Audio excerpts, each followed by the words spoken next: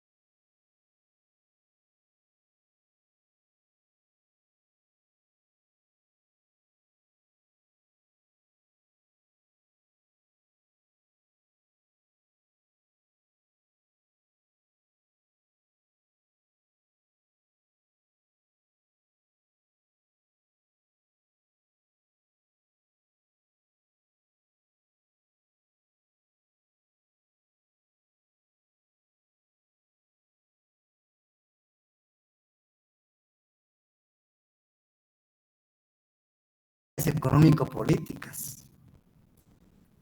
Y el problema era cuándo se aplicaban los estatutos y cuándo la ley. ¿Cuándo? ¿Sí, Maite?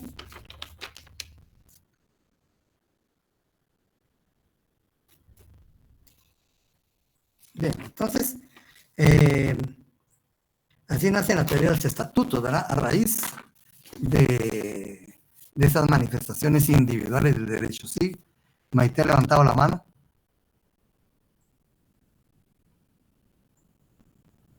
Bueno. Y nacen las escuelas del derecho internacional privado. Vimos las italianas, las escuelas holandesas, la escuela francesa, posteriormente la escuela angloamericana y la escuela americana o de Bustamante.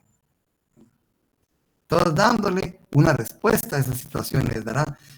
Y llevando una secuencia. Ya Bartolo Sassoferrato, él ya pertenece a los post-glosadores, ya no fue glosador, fue post-glosador.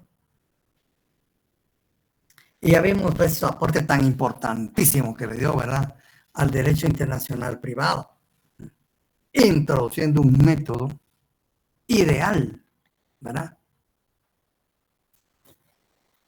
el de distinguir y subdistinguir, de diseccionar una relación jurídica. Como decían, ¿verdad?, como el cuerpo, como dice la Biblia, ¿verdad?, aunque sean bastantes órganos y partes, pertenecen a un solo cuerpo. Igual la relación jurídica. La relación jurídica también se puede diseccionar en partes. Y cada parte tiene su propio sistema de solución, sus propias normas de su propia naturaleza para resolver esos problemas.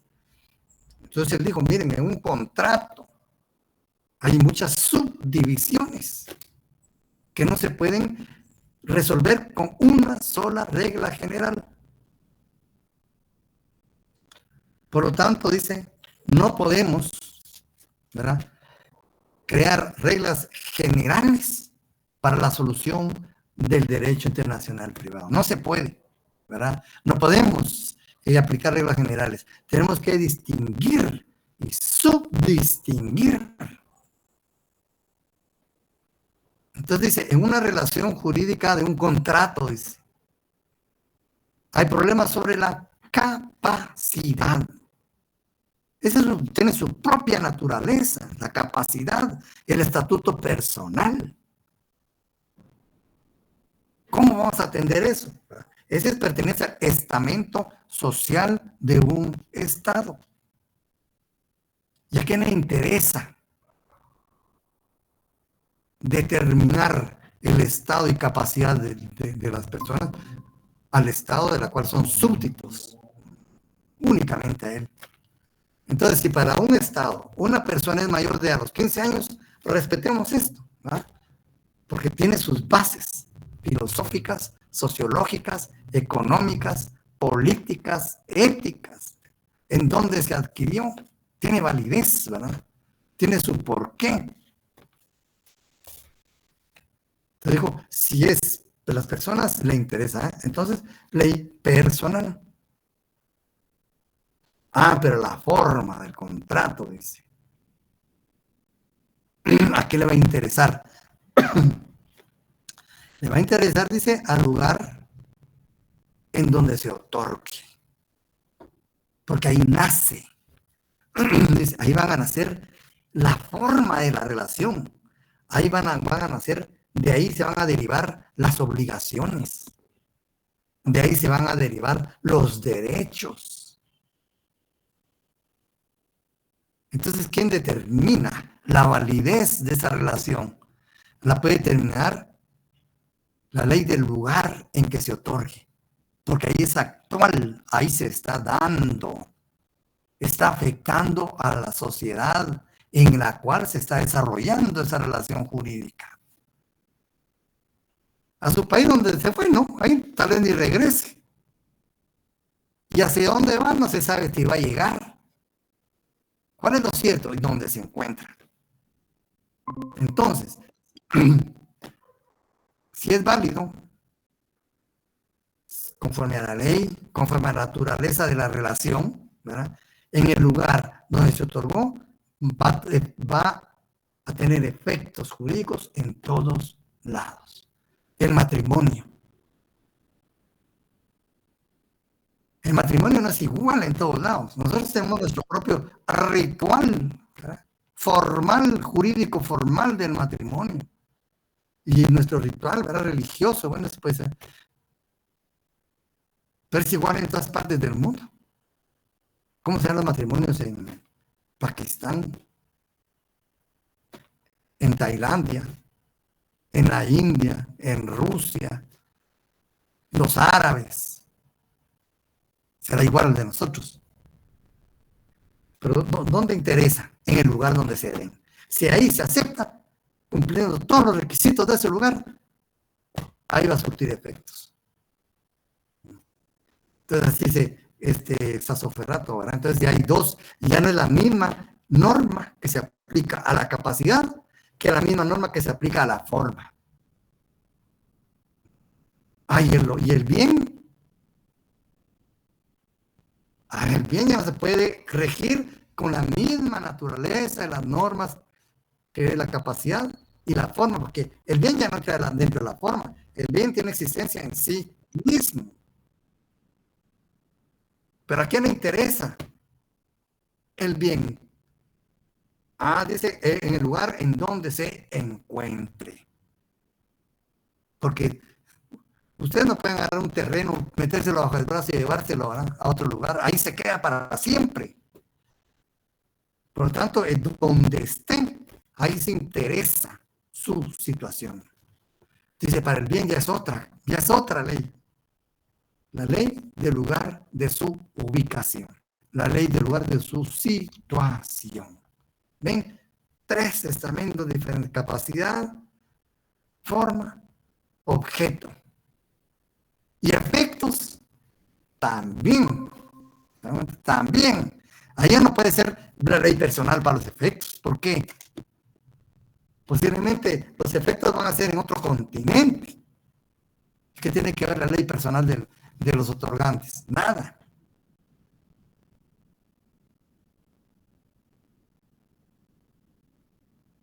Entonces, debe haber otro tipo de normas. La ley del lugar de su cumplimiento. Ahí se interesa cómo se van a cumplir. Porque donde se cumplan, ahí, en ese lugar, va a afectar a esa sociedad, a esa organización. Entonces no interesa de dónde vienen, de dónde otorgaron, sino dónde se van a cumplir. Miren ese avance que hizo Bartolomé Sassoferrato, ¿verdad? Entonces él diseccionar la relación jurídica. Charles Dumoulin, ¿verdad? Como les decía yo, francés, ¿verdad? De la primera época.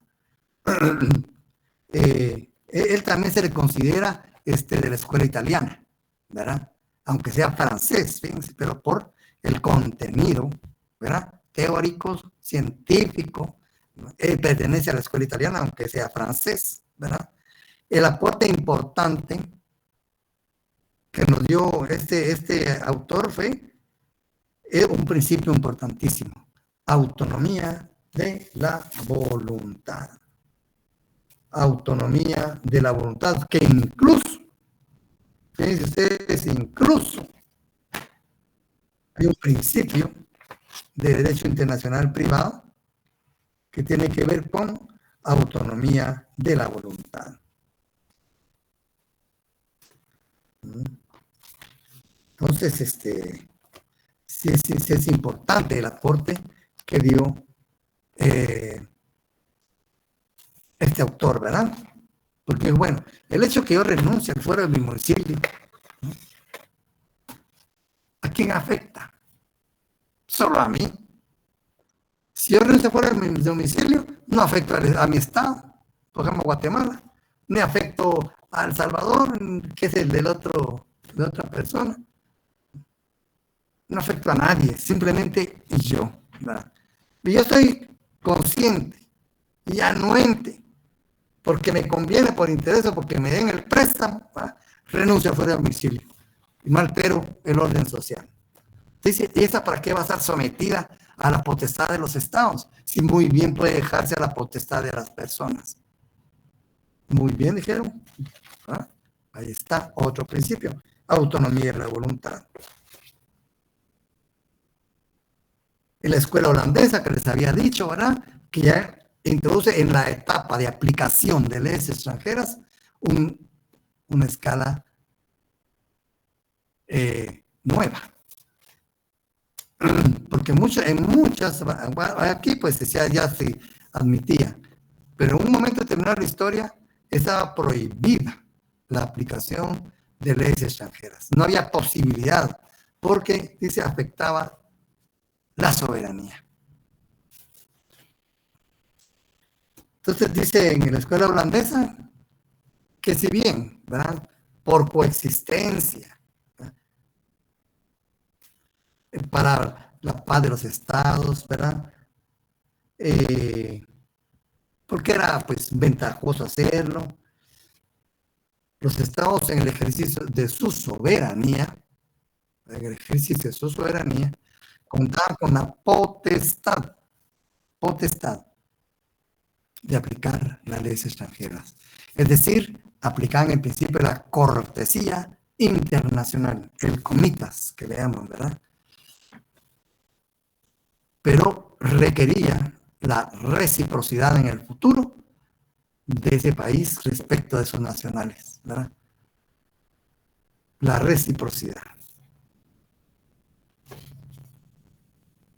Como ven, pues aquí todas estas escuelas fueron aportando principios importantes que, como ven, no responden a ningún capricho. El derecho no es resultado de un capricho, es la respuesta a una necesidad. como les digo, la sociedad actual no sería tal cual si no existiera el derecho internacional privado. Entonces aquí nos aportaron muchas cuestiones importantes, ¿verdad? Los principios que vemos ahora como locus reginatum, lex rei citae, la territorialidad de la ley penal, lex fori para los procesos, ¿no? La ley personal.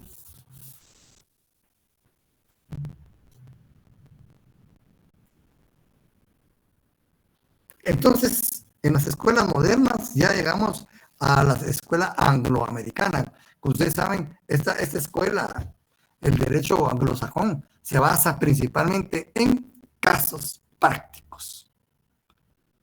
Los casos prácticos, ¿no?, son los que dan dando nacimiento a los principios del derecho. Por eso son muy importantes ahí. Incluso el nombramiento de un nuevo magistrado de la Corte es noticia nacional, ¿verdad? Por la importancia que tiene el caso práctico en el derecho anglosajón. Al principio, únicamente se decantaban por la territorialidad absoluta del derecho, es decir, no admitían la aplicación de leyes extranjeras, únicamente su sistema jurídico a todo el que se encontrara en ese territorio. Pero vimos que no funciona, ¿verdad? Y topó. Entonces pasaron a otro estamento, influenciados por la escuela holandesa, ¿verdad? Pasaron al Comitas of Nations, ¿verdad? Que cortesía entre las naciones o de las naciones, ¿verdad? Y a raíz de este principio, y eso es lo importante, pues la consecuencia que da la cortesía, que en aplicación de esta escuela se aceptaba la extraterritorialidad de ley extranjera, es decir, se aceptaba la aplicación de leyes extranjeras en el territorio. Y hoy dice que pasa a otro estamento más sofisticado, que es los derechos adquiridos, el reconocimiento de los derechos adquiridos. Todo derecho adquirido, reconocido. Claro, yo creo que en todo el mundo debe existir el hermetismo del orden público, que por X o Y razón los estados están en facultad de no aplicar leyes extranjeras, aunque estas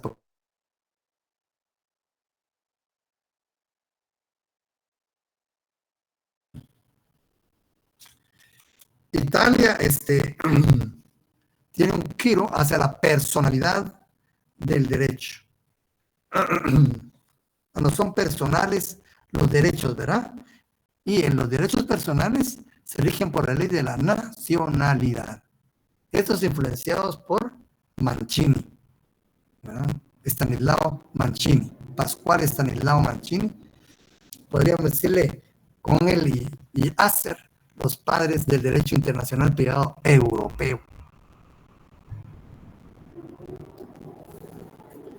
Desde el siglo XIX, ¿verdad? Entonces Mancini tuvo una influencia grandísima en el mundo del derecho. Y pues se decantan por la personalidad del derecho y esa personalidad basada en el principio de la nacionalidad. Mientras, como dijimos, América se decanta más por la del domicilio. Eso va a ser posteriormente, ¿verdad?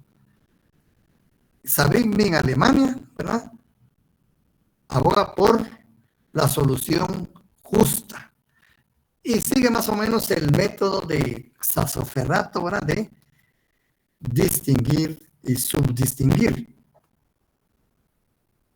Y dice, en el fondo siempre es la persona el objeto directo e inmediato de la regla de derecho. Ni los bienes, ni los animales, ni el contrato en sí. Es la persona, ¿verdad?, a la que va a dirigir el derecho. Primero en sí misma y posterior en sus diferentes relaciones. El estado y la capacidad y sus relaciones con los demás. En caso de conflicto, lo que procede es buscar para cada relación, ¿verdad?, para cada relación jurídica, el dominio del derecho más conforme con la naturaleza propia de esa relación, que es lo que mejor se ubica, ¿verdad? Aquí pues aquí ya empiezan a hacer lo que se denomina la teoría de las calificaciones. Otro principio importantísimo, ¿verdad? Porque cada sistema jurídico va a calificar la relación jurídica de que se trate, o la institución, la relación o la institución jurídica que se trate. Esa calificación va a dar un derrotero diferente, ¿verdad? Va a calificar, pues va a tener qué es y dónde la va a ubicar. Si va a ser como ley territorial, o va a ser como ley personal, o va a ser como ley voluntaria, con base a esa calificación. Entonces, lo importante, dice él, es determinar la naturaleza de la relación jurídica. Y llegamos a la escuela de Bustamante, doctrina de la Habana. Yo les pregunto, ¿qué dudas tienen respecto al artículo 3 que debían haber leído? Y habían de haber dado una leída a esta parte del programa. Escuela de La Habana. Porque eso es básico para el curso. Licenciado, tengo una duda. Sí. Ahí dice que cada república puede decir qué artículos se acepta y cuáles no. ¿En dónde exactamente? El artículo 3 dice, cada una de las repúblicas contratantes a ratificar el presente convenio podrá declarar que se reserva la aceptación de uno o varios artículos del código anexo y no le obligarán las disposiciones a que la reserva se refiera. ¿Entendí bien o no? Sí. Es que estas son las reservas. Ya en el derecho internacional público vemos que son reservas, ¿verdad? Ya. La reserva, pues, es la declaración unilateral de cada estado en cuanto a la aplicación de un convenio internacional a ratificar. En ejercicio de su soberanía puede decir qué parte de ese tratado no le afecta. Ya. ¿Verdad? Y entonces se le puede exigir su cumplimiento precisamente en esa parte. En Guatemala hemos aceptado todo el código. En Guatemala aceptó sin ninguna reserva todo el proyecto del código. Acuérdense que había ahí un guatemalteco, ¿verdad? Estaba el doctor Matos. Y Guatemala y otros países, no fue solo Guatemala, ahorita se me perdió la nota donde tengo. Fueron otros países más, ¿verdad? Pero Guatemala estuvo entre ellos que aceptó en su totalidad. Pero muchos otros no lo aceptaron. Incluso los Estados Unidos ni siquiera lo ratificó. Porque Estados Unidos, como ustedes saben, es un gobierno, es un estado federal. Y ellos prácticamente tienen para ellos como que dice un equivalente al Código de Derecho Internacional Privado. Cuando se aplica la ley de los estados y cuando se aplica la ley federal. Es que para ellos era casi imposible aplicar este código. Y no lo ratifican.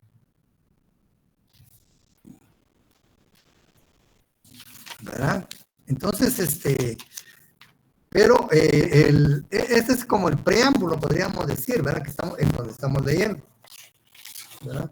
Y donde nos habla de reservas. Lo importante es que ustedes tengan curiosidad, porque si no, no avanzamos. ¿Qué necesitan ustedes ir un paso adelante? ¿No?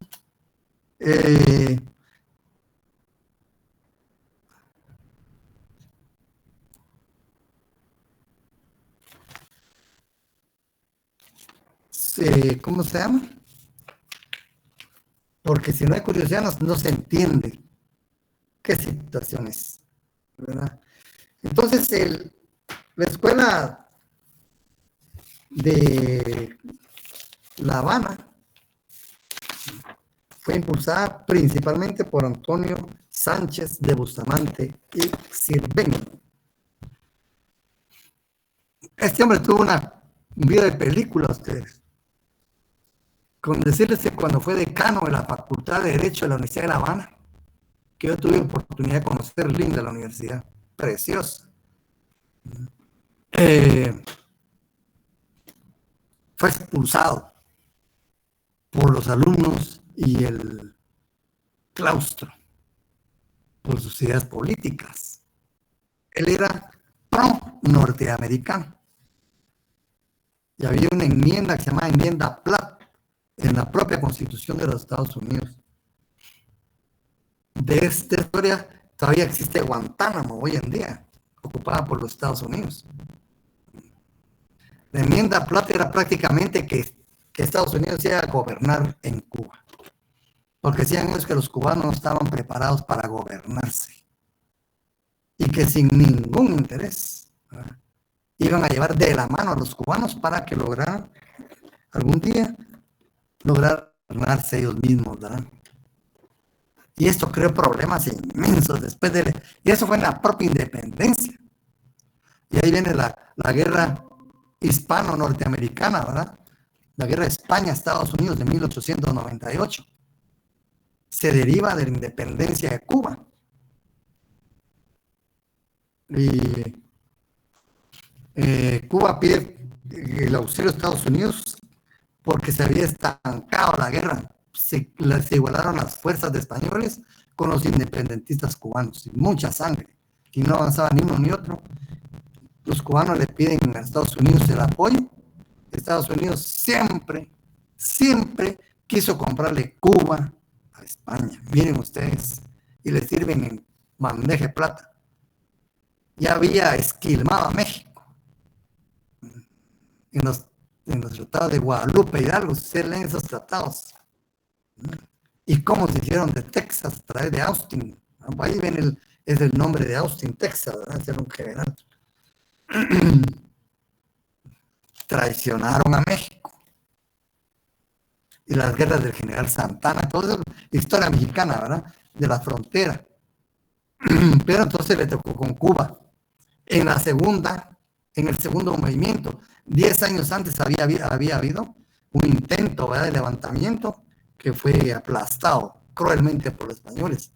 Y al segundo ya no pudieron. Entonces, Estados Unidos, al ser solicitado por Cuba, le dirige un ultimátum a España. Termine la guerra rápido o entramos nosotros. Y España hace caso omiso, ni le hace caso a los Estados Unidos. Estados Unidos ya era potencia. Ya se había enfrentado directamente a Inglaterra en la guerra de 1812.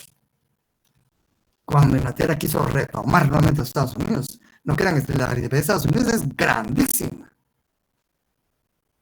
En una incursión, Inglaterra despachó 400 bergantines para tomar un puerto. 400. No los tenemos a la fecha nosotros. Y los independentistas norteamericanos resistieron eso. Ya se habían también pulido en la guerra de secesión más de 1 millón de muertos. En la creación del Estado federal total de Estados Unidos. Bueno, porque uno era esclavista y otro era procapitalista. Estados Unidos pues ya estaba bien entrenado, ¿verdad? Y muy consciente del poder. Entonces intervienen en la guerra con España, bueno, y ganan, ¿verdad? Y como participaron directamente, aprovecharon para introducir, ¿verdad?, para que en la propia Constitución de Cuba estuviera la enmienda que la propuso un senador de apellido Platt, pues se llama la enmienda Platt, donde prácticamente le entregaban Cuba a Estados Unidos para que lo administraran en lo que los cubanos aprendían cómo gobernarse. Pero tuvo, como les digo, mucha división a lo interno y más que todo de carácter intelectual. Sánchez Bustamante apoyaba la enmienda Platt. Ese fue podría decirse su error, ¿verdad? No fue tan nacionalista en ese sentido. Y estando de decano, pues un gran problema, ¿verdad? Que ahí van a ver los libros de historia. y él pues se decanta por la enmienda, apoya al presidente de Cuba, como era muy inteligente, ¿verdad? Empieza a hacer sus cuestiones jurídicas para darle validez a muchas situaciones que apoyaban la enmienda Platt, y tuvo pues la animadversión del claustro y de los alumnos y fue expulsado de la Facultad de Derecho como decano.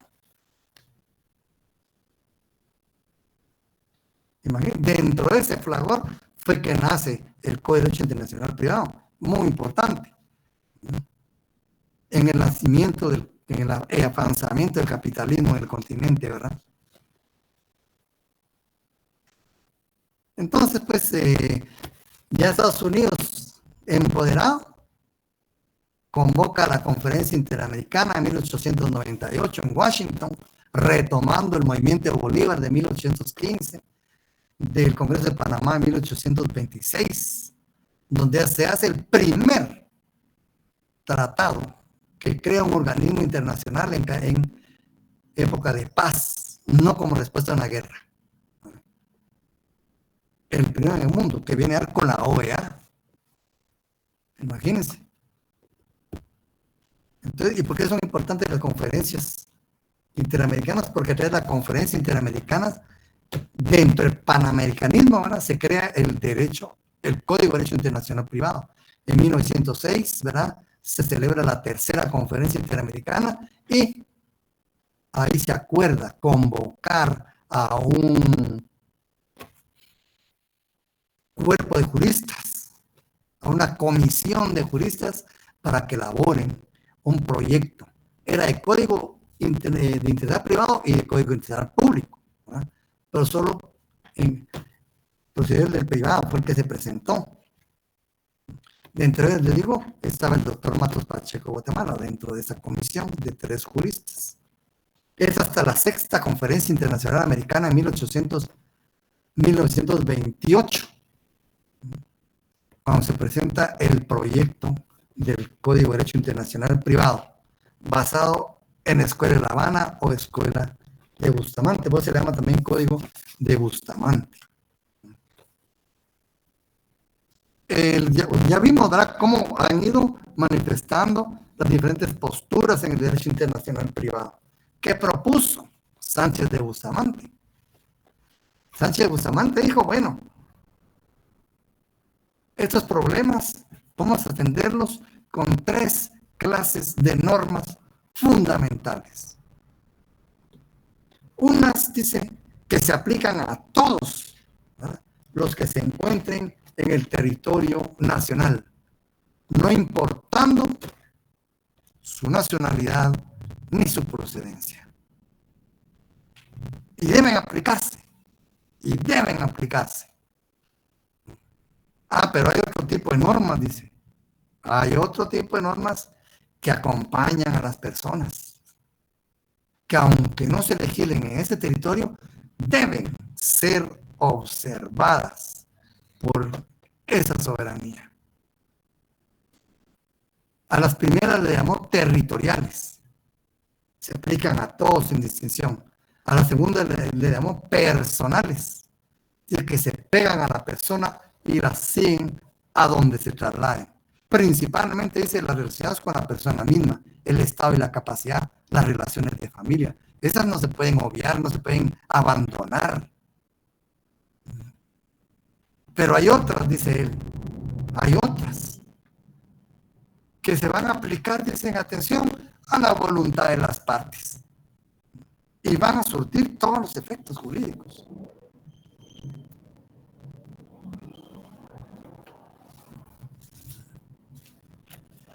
¿Se dan cuenta? Entonces, y eso queda resumido en el artículo 3. Por eso les decía yo que me dieran ese artículo, pero yo veo que no les gusta leer a ustedes. David, artículo 3, ¿de dónde dijo? Perdón. Del Código de Derecho Internacional Privado. Entonces, si no estudiamos, si no leemos, no avanzamos. Perdón, una pregunta. Hablaba de tres aspectos importantes Sí, que habló. tres clases de normas. Correcto. Fueron una territoriales, otra personales y la otra, perdón, Voluntarias. voluntarias. Sí, Muchas gracias. tiene que ver con la voluntad. Y con base en eso se resuelven todas las situaciones, ¿verdad?, planteadas en el derecho internacional privado. Entonces, después buscar lo que es el punto de conexión, la norma de conflicto, ¿verdad?, el punto de conexión. Entonces, ¿qué dice el artículo 3? Dice, para el ejercicio de los derechos civiles y para el goce de las garantías individuales idénticas, las leyes y reglas, fíjense, leyes y reglas vigentes en cada estado contratante se estiman divididas en tres clases siguientes. Así van a estar. Numeral romano 1. Las que se aplican a la persona en razón de su domicilio o de su nacionalidad. Y lo más importante dice, y las siguen, aunque se trasladen a otro país. Usted es casado, ¿sí?, y se lo va a seguir, ¿no?, aunque se traslade a otro país. Usted tiene una relación de un lazo de consanguinidad con su señor padre y con su señora madre. Aunque se traslade al fin del mundo, esas relaciones nunca las va a perder usted, ¿no? Las relaciones de familia, con su esposa, con su esposo, con sus hijos. Esas no se pierden, son leyes personales. Las sucesiones, ¿verdad? Si es soltero también, pues, y no adquiere su estado de casado conforme la ley de determinado país en que lo haga, usted es soltero en todo el mundo. Y las consecuencias en cuanto a su estado va a ser de soltero. Esas son las leyes personales. Esta la científica así Sánchez de Bustamante, unas personas bien inteligentísimas, como ustedes ven. Personas de unos dotes tremendos, ¿verdad? Dice, ese es un tipo de norma. Ese debe encasillarse dentro de una cúpula, ¿verdad?, especial, sola, ¿verdad?, identificable. Dice, las que se aplican a las personas en razón de su domicilio o de su nacionalidad, porque vimos que esas dos corrientes existen hoy, ¿verdad? Y las siguen aunque se trasladen a otro país. Dicen, se le pegan como sombra al cuerpo, dicen. Bien, que un ejemplo más claro no se quiere, ¿verdad? A esas se les llama personales, pero también recibe nombre de orden público interno. Como decía, porque a qué estado le interesa nuestro estado de capacidad. Únicamente al estado donde somos, ¿verdad? A México le interesará si yo soy casado o soltero. Por el momento no. ¿A quién le interesa? A Guatemala, ¿verdad? Si usted es casado, soltera, a Guatemala le interesa porque somos parte de su elementos personal. Le interesa tener certeza, ¿verdad?, de cuáles son nuestras relaciones, cuáles son nuestras posibilidades en atención a nuestra naturaleza. Porque se las vamos a exigir al Estado. Se las vamos a exigir a él.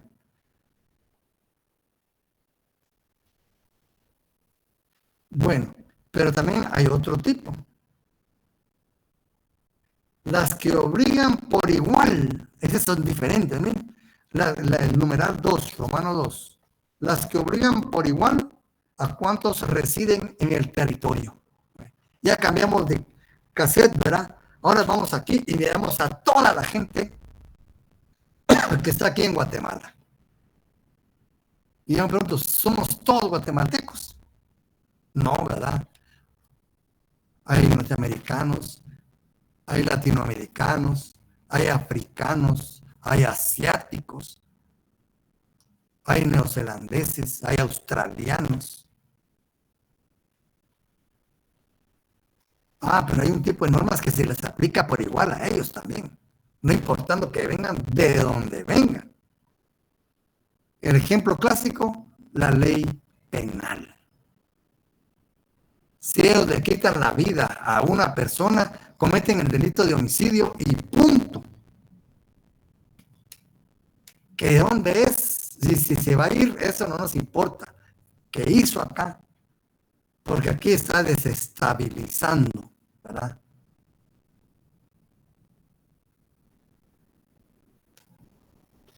Las leyes tributarias, ¿verdad? Compran algo, tienen que pagar el IVA. Son territoriales, ¿verdad? Como es extranjero, no lo paga, pues no, ahí tiene que pagar, punto. Son leyes territoriales, ¿verdad? Salvo que hayan unos especiales para nosotros, ¿verdad? Pero en general. Entonces hay unas que nos siguen y aunque nos veamos a otro lugar, sean con nosotros. Hay otras que obligan a todos los que se encuentran en el territorio de un estado. A estas se les denomina entonces las que obligan por igual a cuántos residen. Eso de residen no es muy buena porque residencia es un estatus migratorio. Y no todos los extranjeros son residentes, ¿verdad?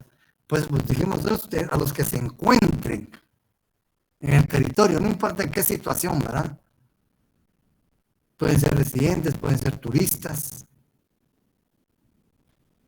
Entonces, solo pongan esa observación, que esa palabra residen no está muy adecuada, porque no todo extranjero es residente, ¿verdad?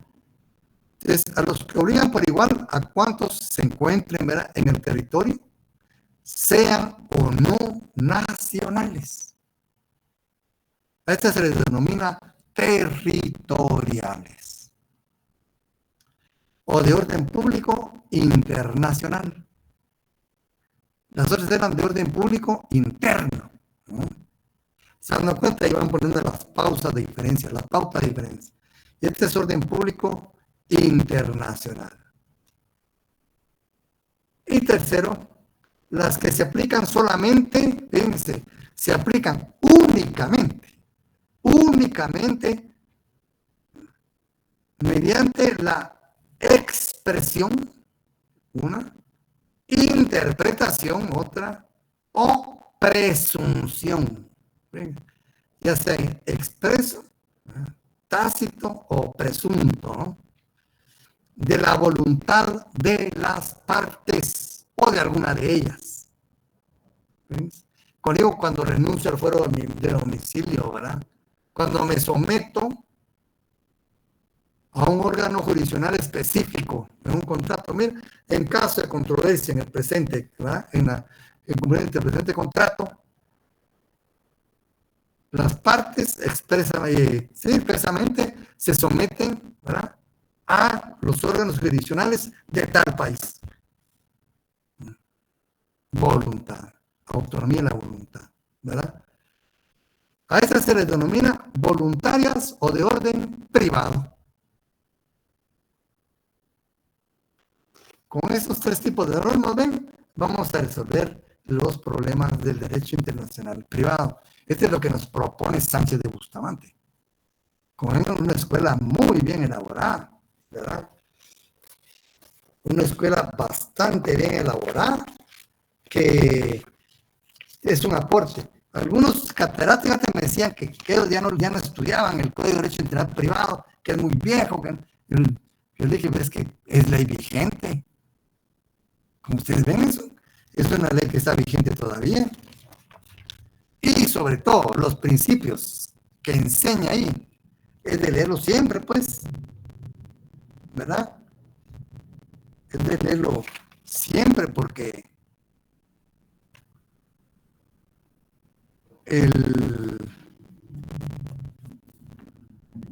tiene principios muy importantes. Ahora, ¿qué podemos hablar del Código de Derecho Internacional Privado?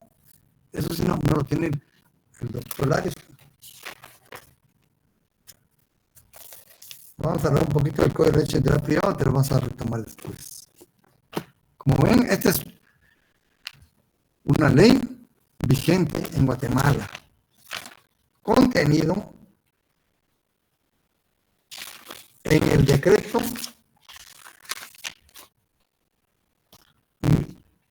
1575 de la Asamblea Legislativa de la República de Guatemala, ¿verdad? Viene desde 1929.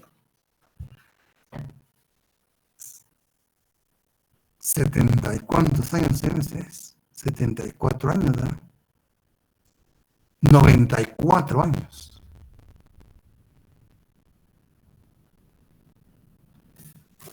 Los primeros 8 artículos son muy importantes. Licenciado, disculpe, ¿de qué año dijo que era el 1929. 29 de la Asamblea? ¿Qué dijo? Legislativa, acuérdense, es un decreto. Ya, gracias. Un decreto.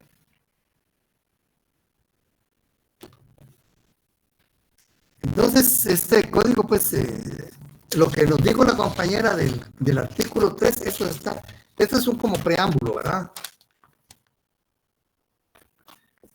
Un preámbulo que no forma parte del articulado en sí, ¿verdad? Pues se hizo en la Convención de Derecho Internacional Privado.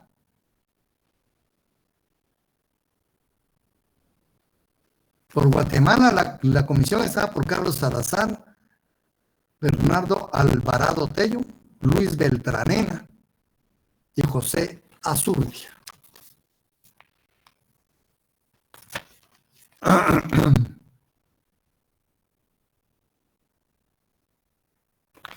Bien, y el artículo 1, pues es de ese Código de Derecho Internacional Privado, título preliminar.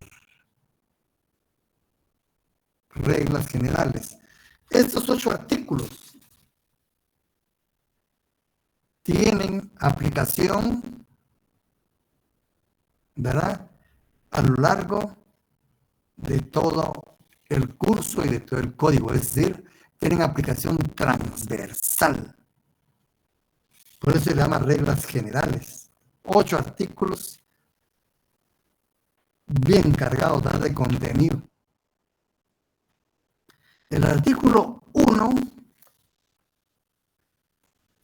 nos dice: los extranjeros que pertenezcan a cualquiera de los estados contratantes gozan en el territorio de los demás de los mismos derechos civiles que se conceden a los nacionales.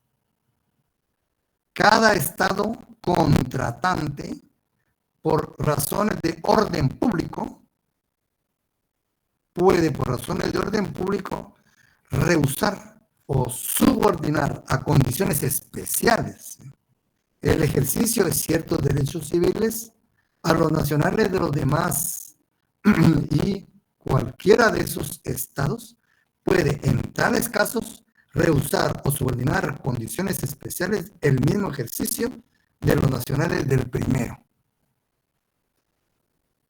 2. Los extranjeros que pertenezcan a cualquiera de los estados contratantes gozarán asimismo en el territorio de los demás de las garantías individuales idénticas a las de los nacionales, salvo las limitaciones que en cada uno establezca la Constitución y las leyes. Pero la soberanía está garantizada. ¿Ya se dieron cuenta? En el segundo párrafo del primero dice: cada estado contratante puede rehusar, en atención al orden público. Y este dice también, ¿verdad?, que todos tienen derecho a gozar de las garantías idénticas, salvo limitaciones que en cada caso establezca la Constitución o las leyes, resguardando la soberanía.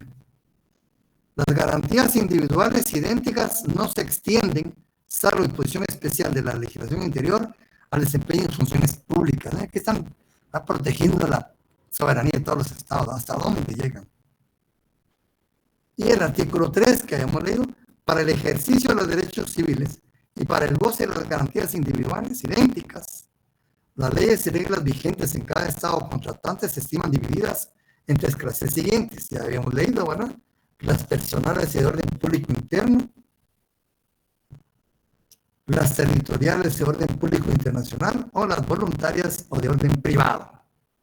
Los preceptos constitucionales son de orden público internacional.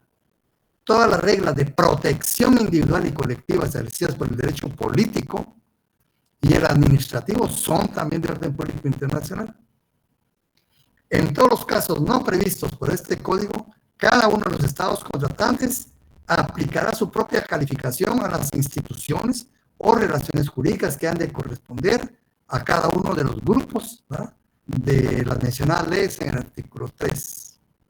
En el artículo 7, cada estado contratante aplicará como leyes personales la del domicilio, la de la nacionalidad o las que haya adoptado o adopte en adelante. Y los derechos adquiridos al amparo de las reglas de este código tienen plena eficacia extraterritorial en los estados contratantes, salvo que se opusiere a alguno de sus efectos o consecuencias una regla de orden público. Bueno, ustedes que estudiaron eso, ¿qué me pueden decir de estos 8 artículos? Eso los tenemos acá.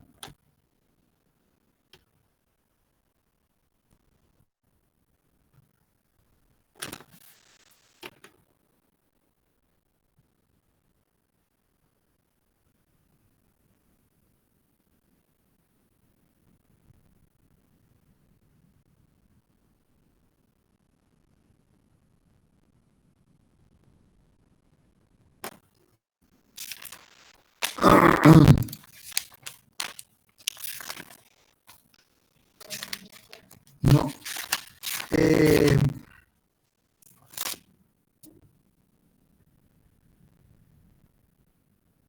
En la declaración de reservas dice pues que en Argentina se reserva, y aquí dicen Estados Unidos de América, declaración del Uruguay, Brasil, Costa Rica, Colombia,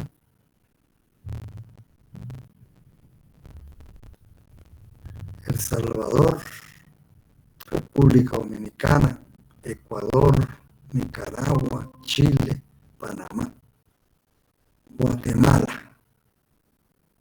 Declaración de Relación de Guatemala. Guatemala ha adoptado en su legislación civil el sistema del domicilio. Pero aunque así no fuere, los artículos conciliatorios del Código hacen armonizar perfectamente cualquier conflicto que pudiera suscitarse entre los diferentes estados en unas escuelas diversas. En consecuencia, pues, la Dirección de Guatemala se acomoda perfectamente a la modalidad que con tanta ilustración, prudencia y genialidad y criterio científico campean el proyecto del Código de Derecho Nacional Privado y quiere dejar constancia expresa de su aceptación absoluta y sin reservas de ninguna especie. Y por cuanto dicha convención ha sido aprobada por el Congreso Nacional con la siguiente reserva: apruébase el Código de Derecho Nacional Privado suscrito el 20 de febrero del 28 en la Sexta Conferencia Nacional Americana de La Habana, con reserva que ante el derecho chileno, con relación a los conflictos, van a ser Chile, ¿verdad? Pero Guatemala, como ven, sin reserva alguna, ¿verdad? Bueno, entonces vamos a dejarles de deber, pues, que me analicen estos artículos. Ya veo que no les gusta leer a ustedes. Eso está mal. No creo que se pueda lograr un título de abogado y notario sin estudiar.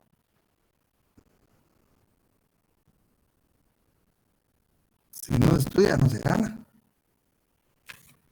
Entonces tenemos ya pues lo que es la labor privada. Aquí pues Sánchez Bustamante propuso esto, ¿verdad? La labor privada pública, colectiva, son las conferencias internacionales, ¿verdad? Ahí también se han adoptado bastantes normas, ¿verdad? En este título se refiere al trabajo elaborado por conferencias internacionales privadas. por las principales asociaciones de carácter internacional, como la Asociación de Derecho Internacional de Bruselas, el Instituto de Derecho Internacional de Gante, Instituto de América de Derecho Internacional. Estas instituciones preparan memorias, revistas, conferencias, seminarios, ¿verdad? También dice, está el Instituto para la Unificación del Derecho Privado, entre otros, ¿verdad? Y han hecho, pues, han aportado también al derecho internacional privado. También la labor gubernamental, ¿verdad? La labor gubernamental europea. Como le decía yo, pues se vio cuando empezó a crecer el mundo, pues ya vieron ustedes que se armó ese gran problema, ¿verdad? Entonces Italia llevaba siempre la batuta, vieron ustedes el estudio que llevaron ya en las finales del siglo XIX, ¿verdad? El profesor Pasquale Stanislao Mancini, desde el año 1861, fíjense, era diputado de su país en Italia, ¿verdad? Presentó una propuesta ante el Congreso con el objeto de analizar, dice, los medios más convenientes para atender las controversias en las leyes personales, en los bienes y en los actos jurídicos. Miren cómo ya visoraba él, claro que todo el derecho no es privado.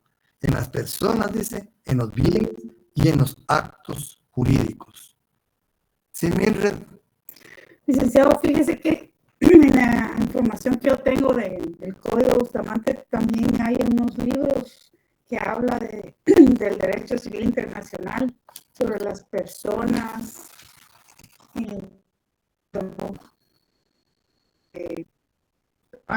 jurídicas. Eso. Como recuerden ustedes que hay estudios, ¿verdad? ¿Usted qué documento tiene en sus manos? Fíjese que yo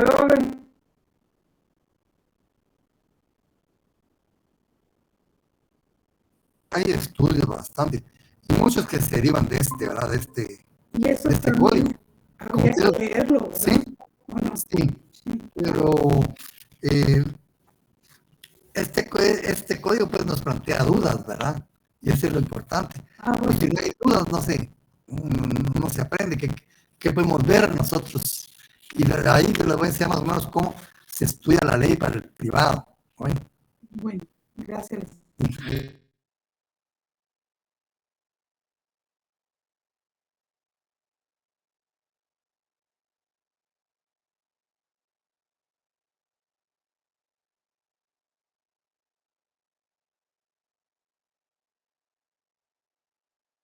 Guatemalteca también. Hay unos buenos autores guatemaltecos. Bueno, antes, pues, y ahí todavía hoy, ¿verdad? Pero es bueno profundizar. Dalia. Buenas tardes, licenciado. Disculpe, yo tengo la misma duda que la compañera. En este caso, el código en sí son los primeros 8 artículos, ¿verdad? No es todo. Es que después continúa el libro primero de Derecho Civil. Es que este viene dividido en dos. Ajá. En unos está el inicio, ¿verdad? Es que el primero habla sobre convención. Como ustedes saben, el derecho internacional privado se adoptó en la Convención de Derecho Internacional Privado, en la 6ª Conferencia Internacional Americana. Entonces, lo que nos habla al principio es la Convención de Derecho Internacional Privado. Dice, ¿por cuánto, verdad? Convención suscrita por los plenipotenciarios de Guatemala en La Habana, Cuba, etc. Y nos pone aquí Convención de Derecho Internacional Privado, si ustedes ven el encabezamiento. Los presidentes de la República y empieza la presentación, ¿verdad? Así es. Y ahí están todas las delegaciones. ¿Ya lo vimos? ¿verdad? Está la delegación de Perú, Uruguay, Panamá, Ecuador, está la de Guatemala, Nicaragua, en todos los países que ven, Haití, Estados Unidos de América. Y los primeros artículos, ¿verdad? entonces, pertenecen a la convención. Ah. ¿A aquí están aprobando el código. ¿Ya? Y aquí dicen los artículos, ¿ven? Novenos y todo. Entonces dice, artículo 9, en la oficina de la Unión Panamericana, miren, ahí está la convención. Artículo 9, dice, el escrito en letras, los dos, ¿verdad? La oficina de la Unión Panamericana llevará un registro de las fechas de recibido de ratificaciones y recibo de adhesiones y denuncias y expedirá copias certificadas, en fe de lo cual los plenipotenciarios firmantes del presente convenio y ponen en él el sello de la Sexta Conferencia Internacional Americana, hecho en la ciudad de La Habana, República de Cuba, el día 20 de febrero de 1928, ¿ves? 28. En 4 ejemplares escritos, ahí están, ahí nos tienen el código, están diciendo la convención, ¿verdad? En 4 ejemplares escritos, respectivamente en castellano, que es el que tenemos nosotros, en inglés, porque acuérdense, hay países que hablan inglesa, francés, hay países de habla francesa, y portugués. Esos son los 4 idiomas en que se editó el original de este código, que se depositarán en la oficina de la Unión Panamericana a fin de que envíe una copia certificada de todos a cada una de las repúblicas signatarias. Ese no es el código, esa es la convención. Y ahí le damos la vuelta, dice, Código de Derecho General Privado, título preliminar, reglas generales. ¿Lo bien? Y ahí dice artículo 1. No sé si ya lo ubicaron. Sí, licenciado. Ah, bueno. Sí, Es que tenía las declaraciones antes. Sí, es la convención, ¿verdad? Porque de acuérdense la que convención. este es un que se adoptó en una convención, en la Convención sobre Derecho Internacional Privado de 1928 en La Habana, en la Sexta Conferencia. Después están los libros. Así es, entonces están adoptando el código. El código ya empieza hasta aquí, ¿verdad? Dice artículo 1, los extranjeros que pertenezcan a cualquiera de los estados contratantes, ese es el código, ¿verdad? Que contiene 437 artículos. Y ahí vienen las firmas de todo, ¿verdad? Declaraciones y reservas al final, lo que ya le leí, ¿verdad? Aquí sale solo de Guatemala, pero en internet salen todas de todos los países. Y entonces hasta aquí empieza, ¿eh? Como digo, los 8 primeros artículos dicen reglas generales. Estas son de aplicación transversal, ¿verdad? Del código. Pero antes, aquí ya venía una historia previa, ¿verdad? De diferentes esfuerzos, ¿verdad? Para crear el derecho internacional privado. Incluso América tuvo antes que Europa leyes de carácter internacional privado internacionales, principiando con el importantísimo Tratado de Lima de 1878. Y Europa empieza hasta 1893 con las convenciones de La Haya. Es decir, que América aventaja pues en historia, ¿no? En cuanto a derecho privado a Europa. Y mire la talla de los tratadistas de Europa, ¿verdad? Pero América tenía también, ¿verdad? Tenía también personas muy doctas, ¿verdad? Muy preparadas. Y tenemos los tratados de Montevideo de 1888. Tratados de Montevideo que aún están en vigencia. Aún, ¿verdad? Y se fueron desarrollando hasta, ¿verdad? Empieza en 1888 y continúan, ¿verdad? Se levantan otros tratados de Montevideo para el Cono Sur de 1888 a 1889. importantísimos, ya de derecho internacional privado específicamente, porque como ven, el mundo, mire, estaba creciendo, empezaba después a darse el capitalismo, y vemos en Estados Unidos, ¿verdad? Estados Unidos venía a pasos agigantados. Por eso convocó a las conferencias, y la primera conferencia de Washington tuvo carácter principalmente comercial. Estados Unidos tenía una visión clara desde que nació hacia dónde quería llegar. Y la primera ambición fue comercial, retomando el panamericanismo que digo que se había quedado, ¿verdad?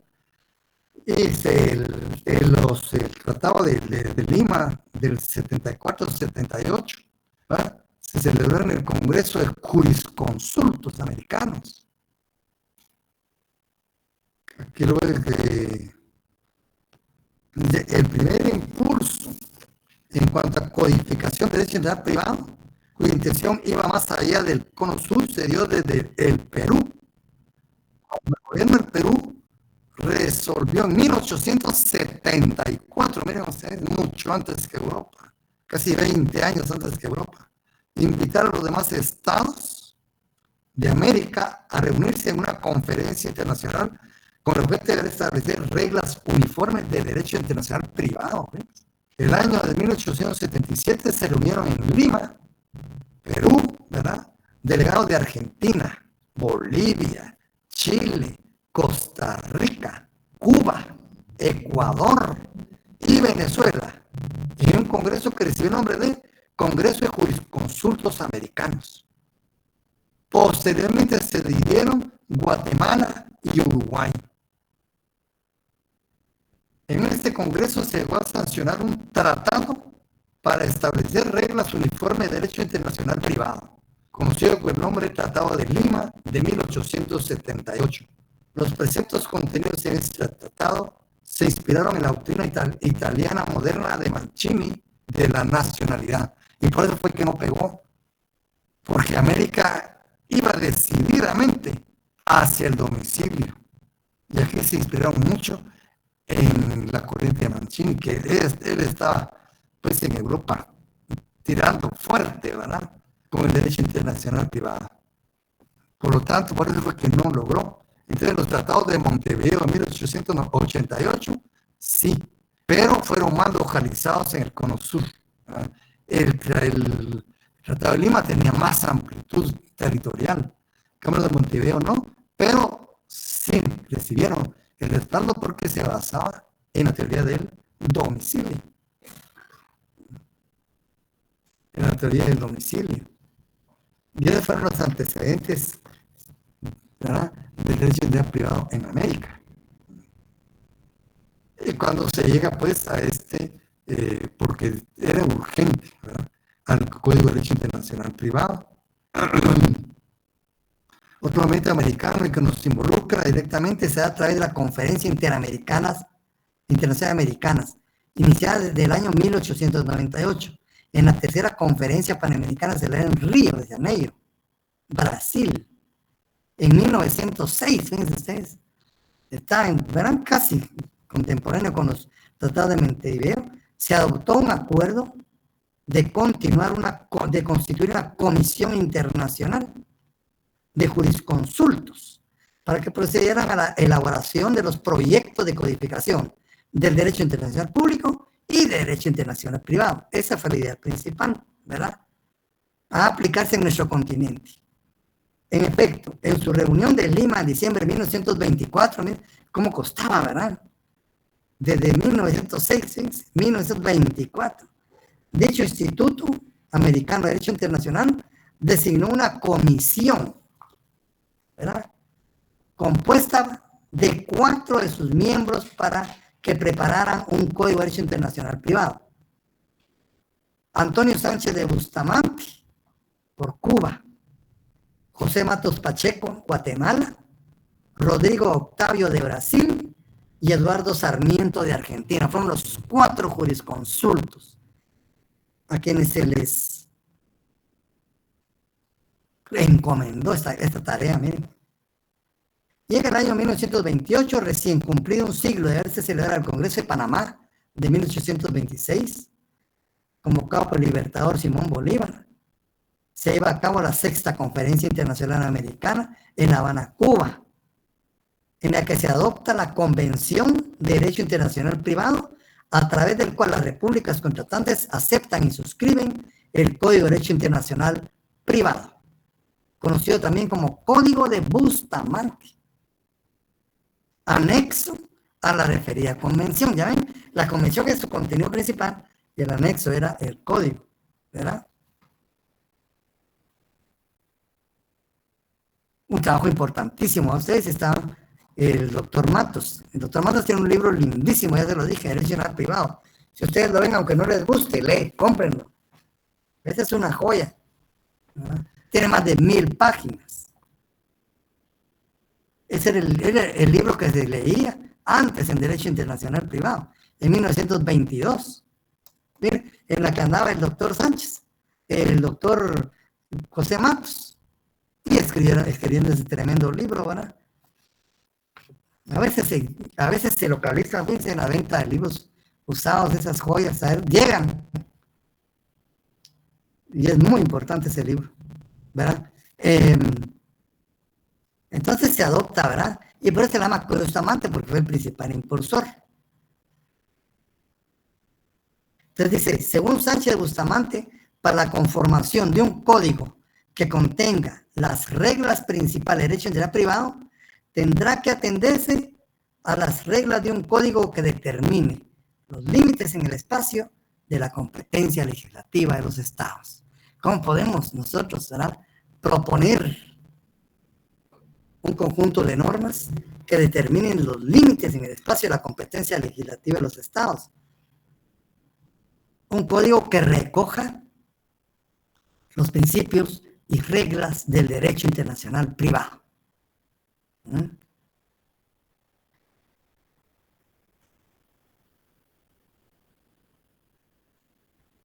Entonces ven pues que atrás de este código hay un movimiento enorme, un movimiento continental,